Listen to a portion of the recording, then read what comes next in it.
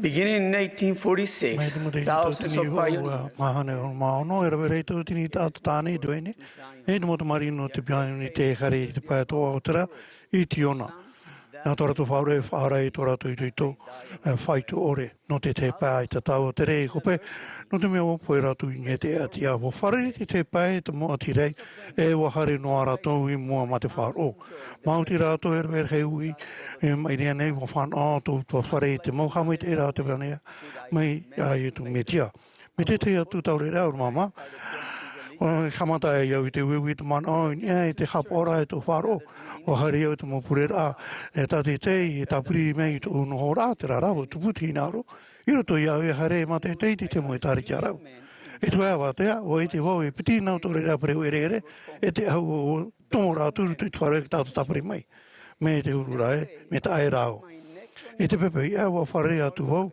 e to ta pri me o leono lopes e wo ia tu ho i ta wana to re o promeo no re mitiona re wano te tare te ai tu mitia e te o e to mahana o pe nei o promeo o ia o mate o e o papti toto no to afareiro tu te tare te tai mo te nei no tona i te rai tu wana na ta o animai o leono ia o ia fare to mitiona re e ia fari ia i te hapira hei no ni te tare te e piti mana i muri mai o amuia tu ho i to afareo le pues no te fare to mitiona re o fai te mere ra o i to ra o o John Meslin o Agdani Utah e o Christopher Osorio no Walnut Creek, California. E te rotura o e mo iao. No tera mea e horma ma te tito o tito te tae Mesli hare ma toi tu a whare ia whare rei tu mito vene e te mea tarawa apia iao. E rau whata maruno a rawa e o hari mera wai whaite e te hoe praupore no ni ai tu metia e o ani mai ana e te praufati e hapi iau. Whaite o mama e o amu atoa mai o ia hapi mai iau. O ani na mitonare na mua ia lono ia whaute mei te pure o puto o no te mea e re tana pure e te mea whahiti noa te mo pura e tamo a au hia e man ora e norto mei tono a au. O i te iau e o prapura mau o iei tono me tua i te aora. O a prapura mai rana mi tona ria matonu ni e tu metia o whai te mei rau e tono hohoa e o maere ro wau no te mea hohoa te ino te metia o ratia whahau. O a tamau no raua ma te hapi mai e maua e mea nawhia tu e tu whati araitana e tari te mo tai hora. O ia i so te upo whatere a piti hia na pipiti no horu mapiti. O a hapi mai raua e maua e te taiwara e mea nahia te paramau e te manau te metia iriti e hia e te whenua i muri mai e te poera o tona maa po te toro. O a paramau i raua e maua no ni e to e te mai te oru maa mo te te o io te wha te mita te oa. O te hi o poa e rawe hei tare tia te umora o te mata i tau tini wa hanero timi i te paramau. A tere noa i ke tau o arheiru a tu te tapiri te pira at mana o te wha. I ria e tono tei rairu tu te pipiria e en he tātou i ani i te atua i te pāri. O whao he pā i o te whai te whāro e wakare o ieru tui tō euru rāu no te pure e no te ani te hia te tari te tānei amu i atu. O te o te hoa te momito nare e te amu i o te whai te me pure e o ia. O i te atura wau i te pou maroara mai te whaati rā inia no ae te upo o hau atu hoi to te rira marmarama e to te mahana e ua poume i ra te rira e ni asu iau. I te meiri rata o maramara i ni asu iau o i te atura o i piti tata to raua te hanahana e tia noa i raua i iau rutu terewa e ore roa ia e tia i whaau hia e te huru. O praumira te o rau iau ma te whaaturu i tona i mai ni asu titei e matawai tito i oi te na ora mai e o tau te miti here te e wharo i ana. I rotu tau hapi ara, o hapapume te warua i au i rawera hei, mo praumau, tei, e wharo te atu e te mo pure a au te, a tana mo tamari atua e wa matara te rei, te mo tata atua e iha te teinoa mo tata. A piti te atua te mitua i tu miti e te waru me tei, e mo tata ta e i a te hu e rotu i taratu o puara, te whatupura i tahuti ore, e te ora muri ore o e tata nei.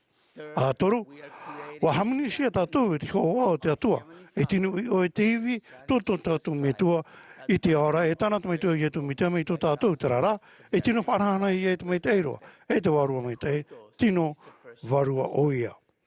Amha, nā roto e o te whatemito, whahau wahomai e tu mi te tana e waniria, e tana e tarita mauni e ki tua whenua nei.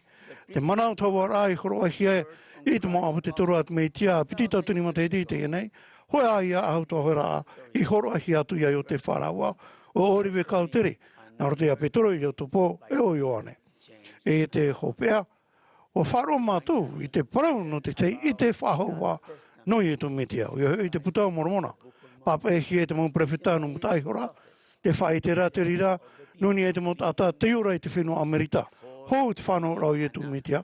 I te temi e whanau hi e oia, e amuri e tona whanau rā. Wa hape mei tātou nā roto mei te rira. E mea nā hea tō rātou i te rā te here, e te hamori rā i te metia, te whamei rātou e whaora te a whahau. Wa puta pūru atu au i te rā i te prau te whaora i rātou. Ina hauwang nei, o i tu me te au, tate mau profeta, e whai te mei, e te mei te au nei.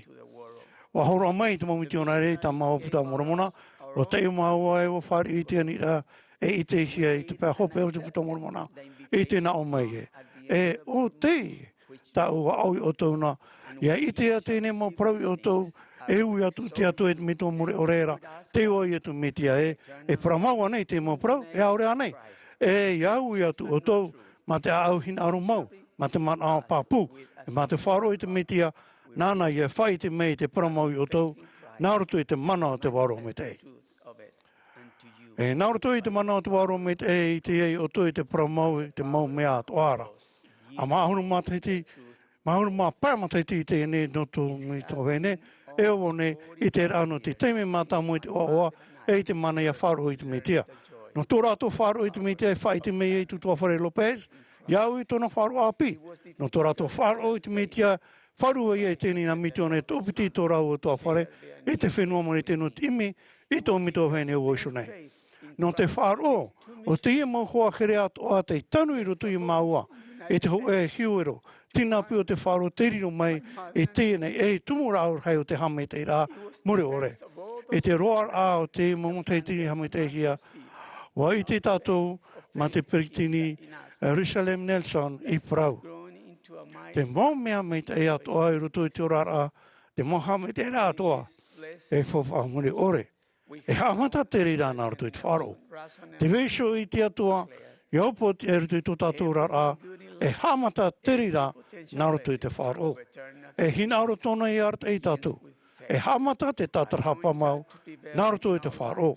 E mana to i tu metia, ia tama, ia whaora, e ia hapu e ia tātou.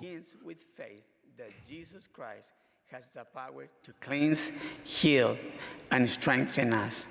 Te iani ni I au i invite tō, all- ia wharhei tā mau noa i tō wharo i te metia. Te tau i te ora a tō umito hene here, e tō. The life of my beloved E te tamu nei, te tau i te ora a te whiato i mi ana. change the life Wai te iau e, o i o te whatemita, te profeta anu i whai aura mai. O te prektini Nelson, tu tātou profeta e te mana. O i e tu me te ora e tu tātou tara e hara. E te ora nei tu tātou me toa e te ora. E te pahono nei o i e te mau pure atu atu tāna mo te marei. lives and answered all his children's prayer. I Te whai te testifies papu nei of au i te ia mō mea, e te ua mo au i e tu me te ara. Jesus Christ. Amen. Āmene.